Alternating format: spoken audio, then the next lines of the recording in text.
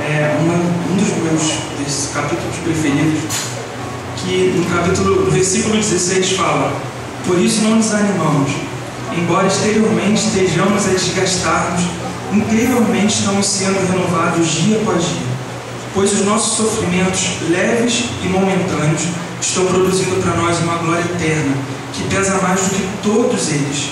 Assim, fixamos os olhos não naquilo que se vê, mas no que não se vê, pois o que se vê é transitório, mas o que não se vê é eterno.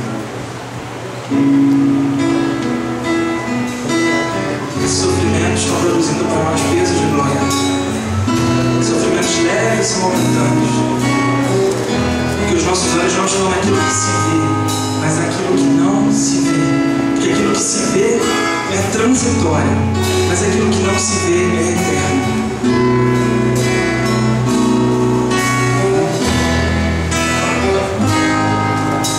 Circunstâncias dizem que não dá, falam que você está tão perto de parar. Coração valente, é assim que quero hoje te chamar. É normal na guerra se ferir, e pra não morrer, às vezes pensa em fugir. Cego pelo medo, não vê que o gigante é bem menor que a mão de Deus. Não quero contar na história que você morreu, se por um tempo você só adormeceu.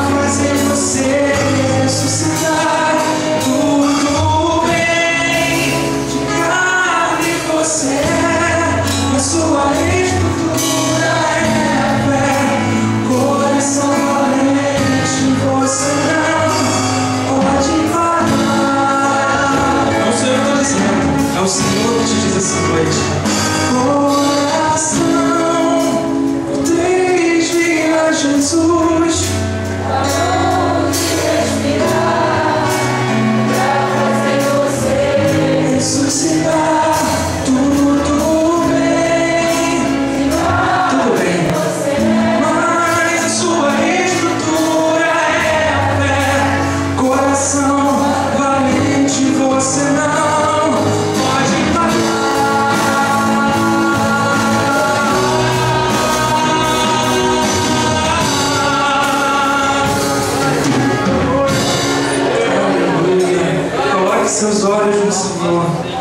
os seus olhos no Senhor. Quando a situação fugir do controle, é Deus te dizendo: dá o controle da tua vida para mim.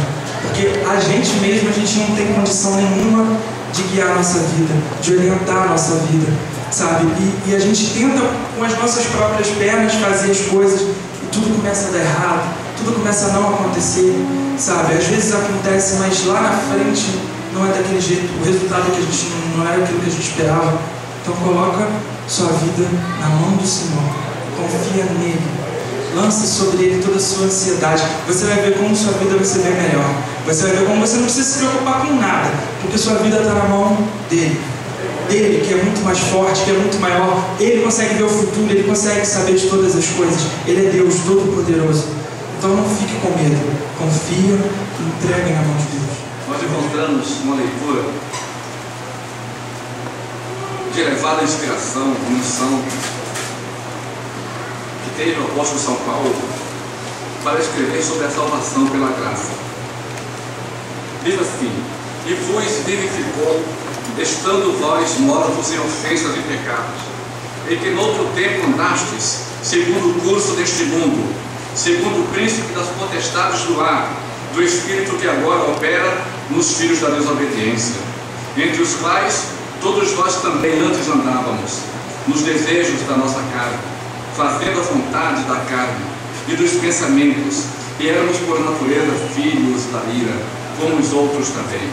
Mas Deus, que é riquíssimo em misericórdia, pelo seu muito amor com que nos amou, e estando nós ainda mortos em nossas ofensas, nos vivificou juntamente com Cristo, pela graça sois salvos, e nos ressuscitou juntamente com Ele, e nos fez assentar nos lugares celestiais em Cristo Jesus, para mostrar nos séculos vindouros as abundantes riquezas da sua graça, pela sua benignidade para conosco em Cristo Jesus.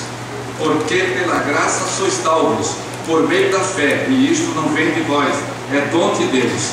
Não vem das obras, para que ninguém se glorie, porque somos feituras suas, criados em Cristo Jesus, para as boas obras, as quais Deus preparou para que andássemos nelas. Você vai.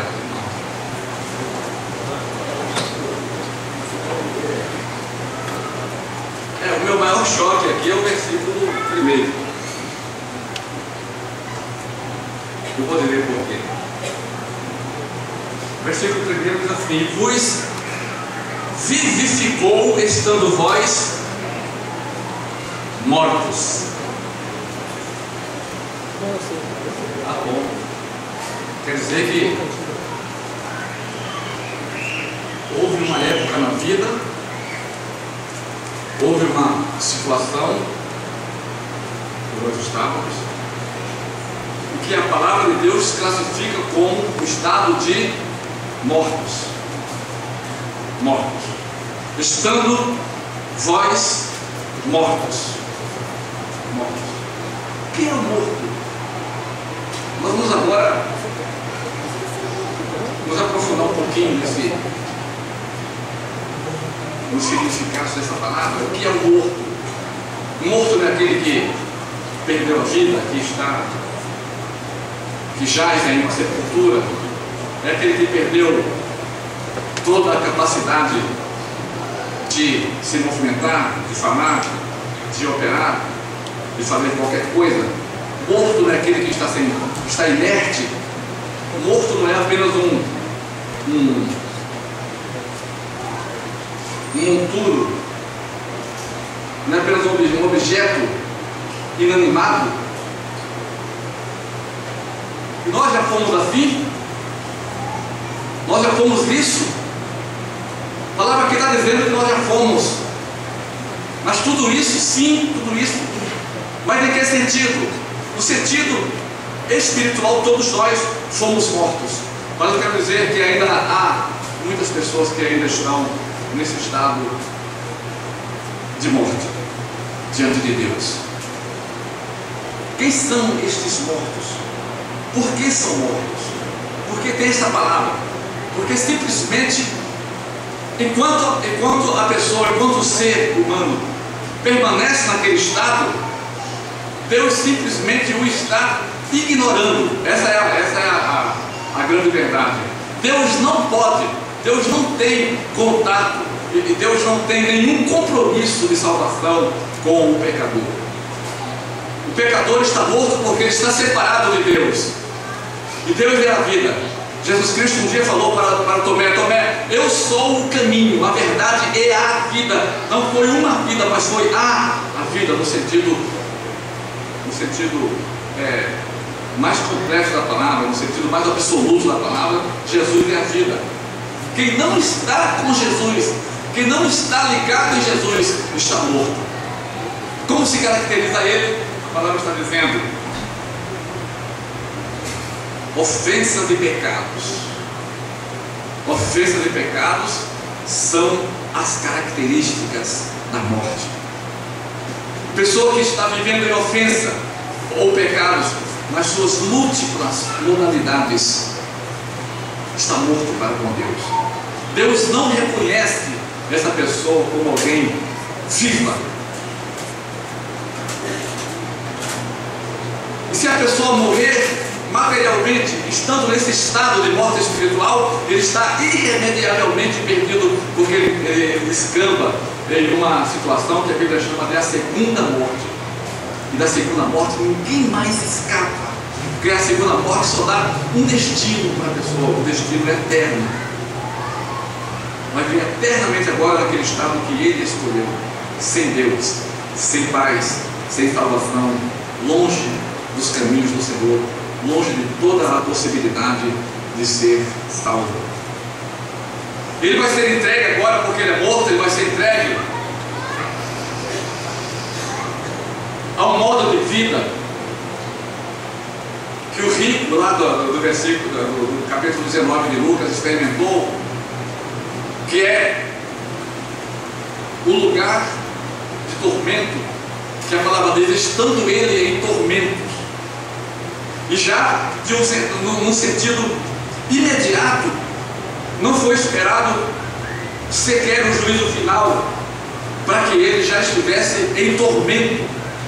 Estando ele em tormento, ele pedia socorro, ele pedia misericórdia, ele pedia que alguém molhasse a língua dele, ainda que fosse com uma gota d'água, que ele perecia nas chamas. Esse é o destino dos mortos. O destino dos mortos é o Hades, é o lugar do sofrimento eterno, é o lugar que foi preparado para o diabo e seus anjos. Não foi preparado para o homem, com certeza, mas o homem, para ele caminha, para ele marcha, porque ele caminha carregado, transportado pelas suas ofensas e pecados, pelo seu estado mortífero, pelo seu estado de separação de Deus, separação da divindade, separação da fonte de salvação. Estando ele morto, e se ele morrer nesse estado, o seu destino é triste, medonho, difícil até de se falar e se dizer. Na escritura clássica teve um que retratou o inferno. Todo mundo já leu aqui o Inferno de Dante. Aí você verifica ali o que Dante tinha na sua mente quando escreveu aquele livro, que é uma literatura clássica medieval, que chegou aos nossos dias. O Inferno de Dante, você vê as pessoas com sofrimento atrozes, em chama, as pessoas sendo depreciadas por demônios, por malignos no inferno, num lugar de escuridão tremenda, outro lugar de fogo, lugar de chamas, solidão, lugar de lembranças, lugar de sofrimento, lugar de murmuração, de murmúrios diários, de gritos, de socorro, lugar de pessoas que estão clamando, estão tentando subir pelas penhas e não conseguem chegar, não conseguem aflorar a superfície, eles estão nas profundezas do sofrimento eterno e vão ficar ali para sempre, sempre, sempre, sempre, porque mortos em delitos e pecados. Esse é o estado. Mas a palavra acende uma luz assim, como um insight, uma coisa maravilhosa, e diz assim, lá na primeira expressão do versículo, ele e Ele vos vivificou. Quer dizer, há possibilidade para as pessoas que jazem nesse estado mortífero, espiritualmente falando, as pessoas que estão seguindo as suas vontades, os desejos da sua carne, fazendo a vontade da carne, e que diz aqui que eram por natureza os filhos da ira, e diz que nós também éramos assim. Diz que quando estávamos nesse estado de total terror, de total desespero, de separação por completo, despencando no abismo, quando nós estávamos nesse estado, meus irmãos queridos, é como se viesse uma grande mão salvadora, uma poderosa mão salvadora, que nos tirou daquele precipício e nos colocou em um lugar seguro. E diz aqui o apóstolo, Ele vos vivificou quando vocês estavam, quando vocês jaziam no seu estado de morte, no seu estado de ofensas e pecados, no seu estado de delitos. Quem pode fazer isso por você? Quem pode fazer isso por mim? Quem pode fazer isso pela humanidade? Quem pode tirar os mortos que estão na boca do inferno? Quem pode tirar os mortos que estão por aí, escravizados pelos vícios, de toda a sorte, de toda a natureza? Quem pode tirá-los de lá? A filosofia? Não. Conhecimento humano? Não. Algum artefato científico que o homem cria? Não, e não, e não. Algum espírito desencarnado? Nada disso. Ninguém pode tirar, exceto um. E João falou, escreveu, disse assim: porque em nenhum outro há salvação.